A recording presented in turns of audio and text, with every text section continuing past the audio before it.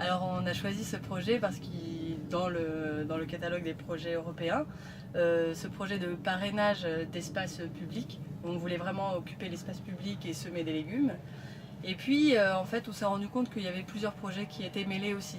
Le projet d'ouverture du jardin dans la ville et d'inviter tout le monde à participer et à semer les légumes qu'on va ensuite manger tous ensemble.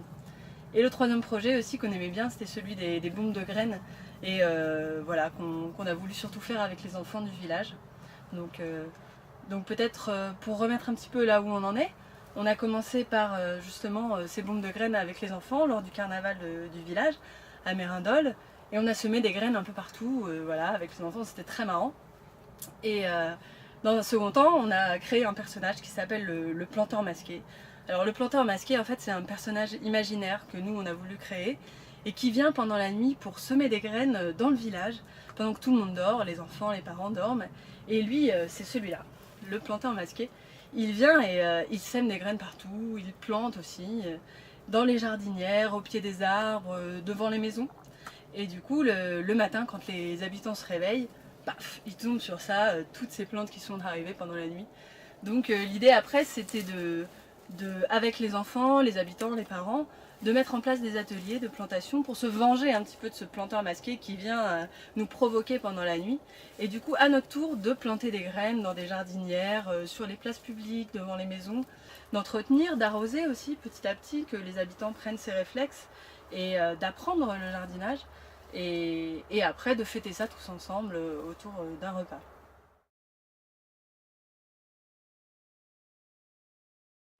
Et après, du coup, en réponse à tout ça, c'est monté du coup de façon officielle par notre association au Maquis un mode de plantation qui lui se faisait dans des paddocks, c'est des grosses jardinières dans lesquelles on met les pommes, et qui était fait soit avec les enfants de l'école, le centre de loisirs et les habitants, et qui venait un peu en réponse aux défis qui étaient lancés par le planteur masqué. Donc pour ça, le planteur il a utilisé des lettres qu'il a envoyées à l'école aux enfants, il s'était créé une adresse Gmail aussi auquel on pouvait écrire. Il avait mis des affiches un peu partout à deux reprises je crois, où on avait tagué un peu dans toute la ville, où le planteur avait tagué. Et voilà, du coup c'était vraiment un va-et-vient, ce qui permettait finalement aux gens de pouvoir discuter.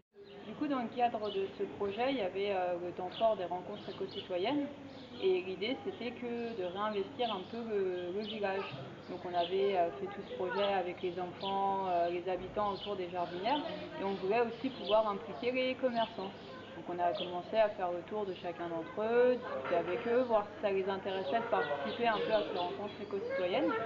Et ils étaient partants. Donc il y a eu plusieurs idées. Et il y a des restaurateurs qui ont organisé un atelier cuisine, ils avaient fait des focaccia.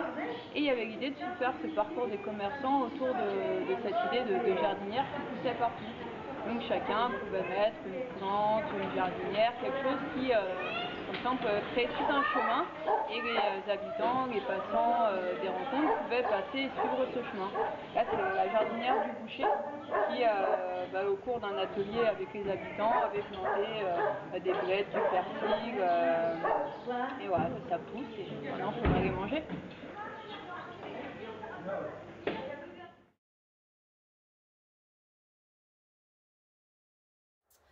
Peut-être une des clés essentielles de notre projet, c'est le partenariat avec la mairie, qui a vraiment répondu très positivement à notre projet, qui a trouvé l'idée du planteur masqué très rigolote et très inventive, et du coup qui a dit allez-y, faites ce que vous voulez, on met en place des jardinières où vous voulez, on mobilise les commerçants, les associations, et voilà, qui nous a beaucoup aidé dans le développement du projet, notamment pour travailler avec l'école, le centre de loisirs.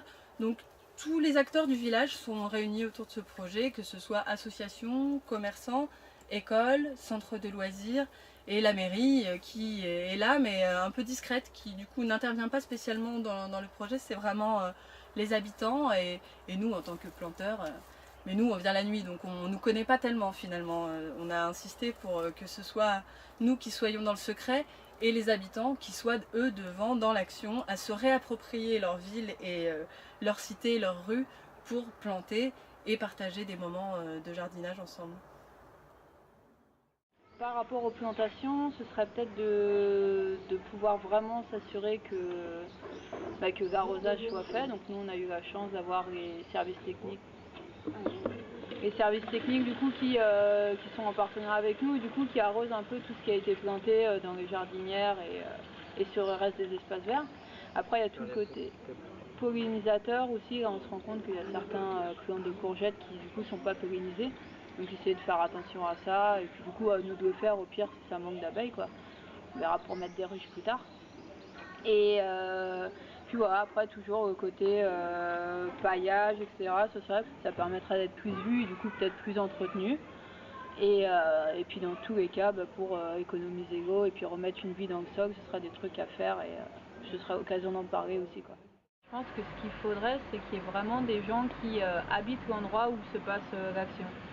Parce que quand on fait du jardin, c'est tous les jours qu'il faut y être et donc on s'aperçoit, là il faut un peu plus d'eau, là il faut mettre un tuteur, là la courgette elle est prête. Et l'idée ce serait vraiment que ce soit les habitants du village ou de la ville où ça se passe. Donc nous ce qu'on va essayer de faire, parce que on habite pas très loin, mais à 4-5 km la sauce, et on vient pas tous les jours, donc on va essayer de voir avec les jardiniers du jardin partagé, si eux ils voudraient pas prendre en main finalement ce côté un peu gestion des jardinières et se dire que il y a une présence qui est là et qui est quotidienne et qui permet finalement d'avoir ce lien journalier qu'ont besoin les plantes pour pousser. Ah oui, les manges, il faut y aller. Ce matin, il y avait des mamies qui mangeaient radis. C'est génial. Et du coup, faut pas hésiter dès que tu vois que tu fais des fleurs. Oui, il faut que je les coupe. Ouais, faut Après, les virer, je les coupe. Ah, Ouais. génial. Il y en a une là aussi. Ouais. Oui, tu vois, elle est pareil, on tourne les radis là. Je pense que cette semaine avec les jardiniers, on va essayer de se faire une matinée, un truc comme ça là, pour. Il y en avait des beaux, mais non, ceux-là maintenant ils grossiront plus. Et ouais, ils ont été un peu. Trop serrés. Trop de radis, tu le radis, hein. Voilà. C'est ça. Et aujourd'hui, personne ne sait encore qui est le planteur masqué. Mais on peut vous le dire parce que nous on sait. En fait, c'est nous, il faut pas le dire.